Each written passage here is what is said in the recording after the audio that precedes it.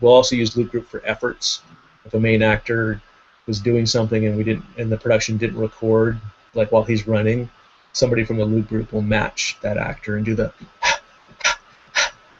or if we need or even if it's a really quiet scene and they didn't talk but we want to keep them alive, they'll do the quiet breaths, like all that super quiet tender stuff.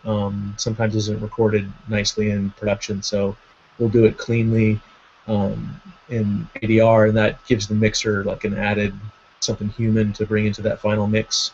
And again, it's just all this like really quiet stuff that you wouldn't really think would be important, but it's just like these fine sort of little seasoning layers that make that final thing have some depth and sound really nice. And it's when you don't really notice it until you actually add it. And I mean, anybody could do, even on an independent level, you could do this very easily with a project.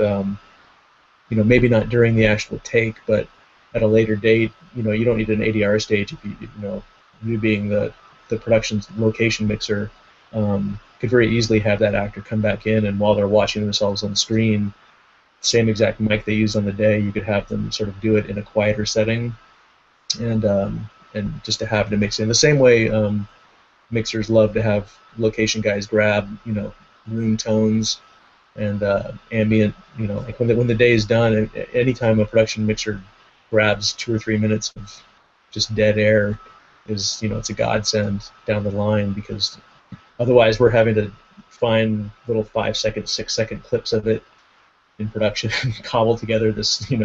If you have straight room tone, it's priceless. It's amazing. So all that kind of, and it's amazing because it's so quiet. It sounds like it would be nothing, but it's all the stuff that is just so necessary towards that very end stage when they're mixing, and when the mixers have all that stuff, it makes it so nice at the very end.